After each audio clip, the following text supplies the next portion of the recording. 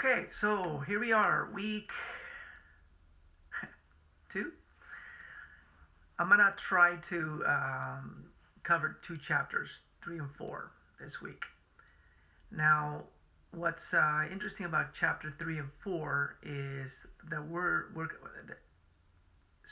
Weatherford from Indian Givers is gonna start to give us kind of on surface focus on how our world economy and how industrialization would begin to organize itself because of this new found wealth being extracted violently from the Americas through the exploitation, labor exploitation, and slavery like conditions. Well, basically what they were.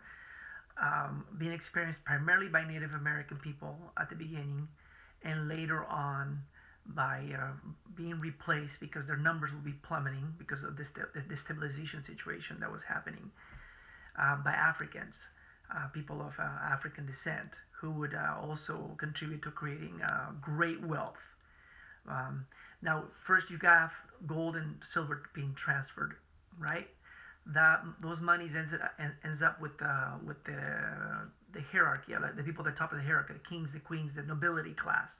Okay, those people have all this money, right? So what they're gonna do is gonna put it in a bank.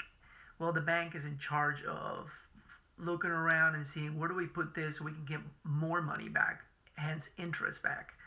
Okay, and so sometimes it will be a group of people doing it, and that group of people eventually we will call corporations. Of course, most of the time they would be either reinvesting in industrializing Europe, right? So they're making products there, but now they're going to go ahead with all that new money and they're going to be able to pay people, including smart people, to create ingenious products, which of course would create this culture of always making things better and better, better, at least on surface. Then of course, they're turning back. They're looking at the Americas like, okay, here's territory, right? The native people are not putting much of a resistance. Well, they are, but that they were actually taking advantage of the fact that they're vulnerable to our technology because we've developed this technology over a period of about 2,000 years. Hence, steel and just being able to mass kill people, okay, at a massive scale. And now we're going to turn it on them, and those people haven't developed that kind of technology because they're not at each other's throats all the time. Okay, I mean they have weapons, but they're not as sophisticated as ours because we've been practicing and killing each other longer than they have. Now we're going to turn into the land. Okay, the land is being displaced. It's no longer growing food for the communities that they're invading. Now it's going to be growing monocrops. Okay, that's the next level of wealth. Well, one of the key elements is this slavery, right? We're going to organize the native and later on the Africans. And right there, you'll find this in your exam for those who take the exam on multiple choice. The question is, what is? I'll have to get back to you on that one because I can't recall exactly the right phrasing, but it has to do with that it was the way we organized the plantations that would produce and will also lay the foundation for how we would structure how factories work. And that began in sugar plantations. Okay? Now, the raw products were different, but in this case, in order to launch the Industrial Revolution, which is Europe takes credit for, that's sort of like their reasoning as to why the world it is the way it is because we invented the Industrial Revolution.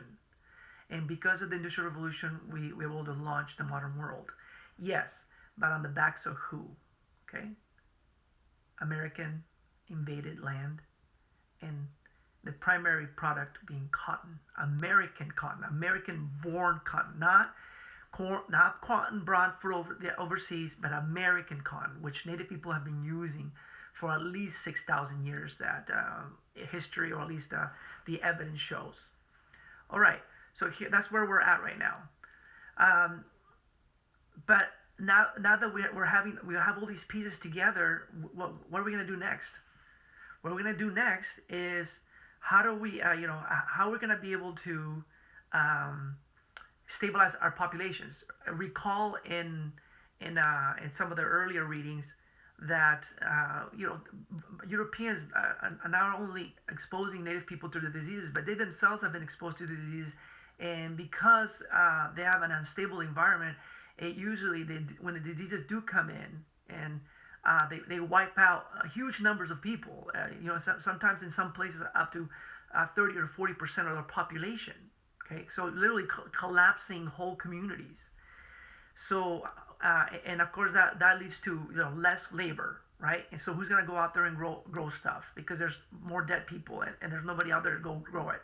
All right, their wheat, which is their staple food, the thing they eat every day, somehow, some way they have that. Just like Mexicans have tortillas and Peruvians have their potatoes, or the Amazonians have their cassava. That's food every single day. You're gonna be eating some form of that, or it's gonna be accompanied with something. Okay, the staple food, and this is where once again the Native Americans come in and save the day in regards to modernity. It is introduction of corn and potatoes, and if there's 4 videos you're gonna watch here about the ingenious manner that they were able to grow food on top of artificial islands. Okay, of course you can go out there in the field, and to any old field and try to grow something depending on where you're at in the climate in the Americas. But corn is sort of like the genius crop that right now a place in Oaxaca is given credit for, where corn was more than likely born, where people who were there, they genetically created a hybrid of sorts. They eventually gave rise to corn, which now we all enjoy. We all, not just people, Mexicans, Peruvians, people in the continents. The world now eats corn.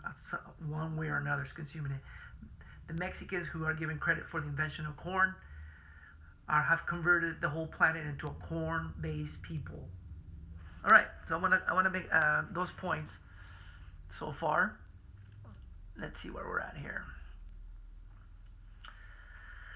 Other things that you'll pay attention in the reading, for example, are some of the things that you didn't think about. The native people have already been at least exploring and exploiting for their own benefit. For example, the petroleum. Right now we use oil for everything. That's the next level of wealth, but that's down the 20th century. That's where it really takes hold.